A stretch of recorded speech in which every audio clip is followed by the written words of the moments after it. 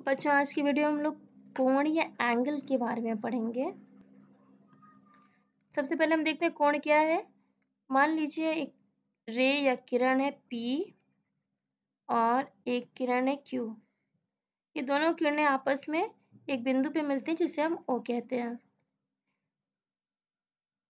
ये दोनों किरणें जब एक बिंदु पे मिलती हैं तो क्या बनाती हैं? कोण बनाती हैं। तो हम कह सकते हैं कि एक किरण का दूसरी किरण पे झुकाव कोण होता है। तो कोण को हम कैसे लिखते हैं? हम लिखेंगे, कोण को हम ऐसे दिखाते हैं, और हमें अगर लिखना हो कोण, तो कोण O पे बन रहा है तो हम लिखेंगे POQ। जिस बिंदु पे कोण बनता है उसको बीच में लिखते हैं। तो किस बिंदु पे बन रहा है कोण? O पे, तो हम लिखेंगे POQ। O बीच में है। यहाँ लिख सकते हैं हम लोग कोण QOP। यहाँ पे बीच में है O, तो हमेशा जिस बिंदु पे कोण बनता है उसको बीच में लिखा जाता है। कोण के किरण जो हो गई कोण में, ये क्या हो जाएगी? इसको साइड्स बोलेंगे या भुजाएं बोलते हैं। ये किरण भुजाएं हो जाएंगी, और जिस बिंदु पे मिलती है उसको वर्टेक्स कहते हैं या शीर्ष कहते हैं। बच्चों, किरण आपको याद होगा क्या होता है? किरण क्या होती है? किरण का एक इनिशियल पॉइंट या प्रारंभिक बिंदु होता है और कोई भी अंत बिंदु नहीं होता या एंड पॉइंट नहीं होता। आप देख रहे हैं यहाँ से शुरू हो रही है लेकिन ये इनफाइनाइट तक जा रही है। इसको रे या किरण कहते हैं। तो अब हम देखते हैं कि कोण कितने प्रकार के होते हैं। तो कोण के प्रकार देख लेते हैं, या types of angle. Types of angle. तो सबसे पहला होगा जीरो एंगल। इसे क्या बोलते हैं? शून्य कोण। आप जानते हैं कोण के लिए दो किरण चाहिए। अगर एक किरण P है और दूसरी किरण Q है, Q जो है, एक दोनों किरणें एक दूसरे के ऊपर है, उनके बीच में कोई कोण 0 डिग्री कोण बन रहा है। जब दो किरणें एक दूसरे के ऊपर है तो क्या है ये, या बराबर में है तो क्या है ये? 0 डिग्री कोण बन रहा है। इसे क्या कहेंगे? जीरो एंगल कहेंगे। इसके बाद आता है समकोण या राइट एंगल। तो किसी भी एंगल के लिए दो किरणें चाहिए। समकोण में क्या होता है? एक किरण सीधी रहेगी, दूसरी किरण ठीक 90 डिग्री का कोण बनाएगी। तो जब दो किरणों के बीच में 90 डिग्री एंगल होता है तो उसे क्या बोलते हैं? समकोण या राइट एंगल कहते हैं। या कह सकते हैं कि एल शेप में होता है। जब दो किरणें एल शेप में होती हैं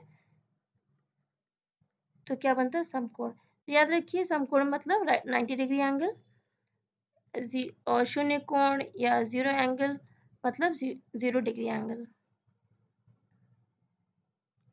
इसके बाद आएगा ऋजु कोण, जिसे क्या बोला जाता है? Straight angle. ऋजु कोण या स्ट्रेट एंगल। जब दो किरणें एक दूसरे से विपरीत दिशा में हो, ऑपोजिट डायरेक्शन में हो, और एक स्ट्रेट लाइन जैसा बने तो क्या बोलते हैं इसे? ऋजु कोण। या ये जो एंगल बनता है वो क्या होता है? 180 डिग्री एंगल होता है। तो स्ट्रेट एंगल या ऋजु कोण का मतलब 180 डिग्री एंगल। और 180 डिग्री एंगल कब बनेगा? जब दो रेज एक दूसरे से ऑपोजिट डायरेक्शन में हो। इसके बाद आएगा कंप्लीट एंगल या संपूर्ण कोण, जिसे कहते हैं संपूर्ण कोण या कंप्लीट एंगल। इसका मतलब कि एक कोण हमारी P है और दूसरी एक कोण किरण P और एक किरण P है और दूसरी किरण Q जो है वो पूरा एक राउंड घूम करके वापस अपनी जगह पे आ जाए Q। तो इनके बीच जो एंगल बनेगा वो 360 डिग्री का होगा, और इसे क्या बोलेंगे? संपूर्ण को। तो संपूर्ण को 360 डिग्री का होता है। मतलब जब एक रे सीधी होती है, अपनी जगह पे होती है, दूसरी रे पूरा घूम करके वापस अपनी जगह पे आ जाती है। तो जो एंगल बनता है उसको कहते हैं कंप्लीट एंगल या संपूर्ण कोण। तो अभी तक हमने कौन-कौन सा एंगल पढ़ा? एक एंगल पढ़ा 0 डिग्री जिसे शून्य कोण कहते हैं। एक एंगल है 90 डिग्री जिसे समकोण कहते हैं, राइट एंगल कहते हैं। फिर 180 डिग्री ऋजु कोण या स्ट्रेट एंगल, और उसके बाद है 360 डिग्री जिसे कंप्लीट एंगल या संपूर्ण कोण कहते हैं। अब हमें देखना है कि इनके बीच के एंगल्स को क्या कहते हैं। तो 0 और 90 के बीच के एंगल को क्या कहेंगे? 90 और 180 के बीच के एंगल को क्या कहेंगे? 180 और 360 के बीच के एंगल को क्या कहेंगे? तो जब हम 0 से ऊपर जाते हैं तो 0 से ज़्यादा और 90 से कम,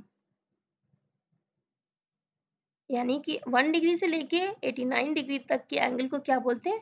न्यून कोण कहते हैं या अक्यूट एंगल कहते हैं। तो अगर पूछा जाए कि 65 डिग्री एंगल कौन सा एंगल है, तो क्या होगा? ये अक्यूट एंगल है। 65, 45, 50, 15 ये सब क्या होंगे? अक्यूट एंगल होंगे। क्यों? क्योंकि 0 से ज़्यादा है और 90 से कम है। उसके बाद 90 से लेके 90 से ज़्यादा, 90 तो हमारा राइट एंगल होता है या समकोण होता है, और 180 क्या होता है? ऋजु कोण या स्ट्रेट एंगल कहते हैं इसको। तो 90 से ज़्यादा और 180 से कम के एंगल को क्या बोलते हैं? अधिक कोण या ऑब्ट्यूज एंगल कहते हैं इसको। एंगल, इसका मतलब अगर 120 डिग्री की बात हो रही है या 100 डिग्री की बात हो रही है तो ये कौन से एंगल हो जाएंगे? ये ऑब्ट्यूज एंगल हो जाएंगे। अब है 180 डिग्री से ज़्यादा और 360 से कम। 180 से ज़्यादा और 360 से कम, तो कौन सा एंगल हो जाएगा ये? इसे कहते हैं वृहत कोण या रिफ्लेक्स एंगल। रिफ्लेक्स एंगल, तो ये क्या हो गया? रिफ्लेक्स एंगल हो गया। तो हम देख सकते हैं यहाँ पे अगर 270 डिग्री एंगल की बात हो तो क्या हो जाएगा? ये रिफ्लेक्स एंगल हो जाएगा। तो अब बच्चों डिफरेंस देखते हैं तीनों में क्या है। आप देख रहे हैं 1 डिग्री से लेकर 89 डिग्री तक न्यून कोण है, 90 समकोण हो जाता है या फिर इसको कहते हैं राइट एंगल। 91 से लेके 179 तक आपका हो जाएगा अधिक कोण या ऑब्ट्यूज एंगल। 180 डिग्री आपका स्ट्रेट एंगल हो गया। 180 से ऊपर जाएंगे तो फिर आपका शुरू हो जाता है रिफ्लेक्स एंगल, और 360 एक कंप्लीट एंगल है। तो अब ये जो एंगल में आपको कंफ्यूजन रहा होगा टाइप्स में, मुझे लगता है ये वीडियो देखने के बाद वो कंफ्यूजन दूर हो जाना चाहिए। आप ऐसे फिर से एक बार देख लीजिए। 0 डिग्री 0 एंगल, 0 से ऊपर जाने पे एक्यूट एंगल शुरू हो जाता है, फिर 90 डिग्री पे राइट एंगल हो गया, 90 से ऊपर जाने पे ऑब्ट्यूज एंगल होता है, 180 पे कंप्लीट एंगल, और 180 से ऊपर जाने पे रिफ्लेक्स एंगल या वृहत कोण, और 180 पे स्ट्रेट एंगल हो गया, और 180 से ऊपर जाने पे रिफ्लेक्स एंगल और 360 पे कंप्लीट एंगल हो जाता है।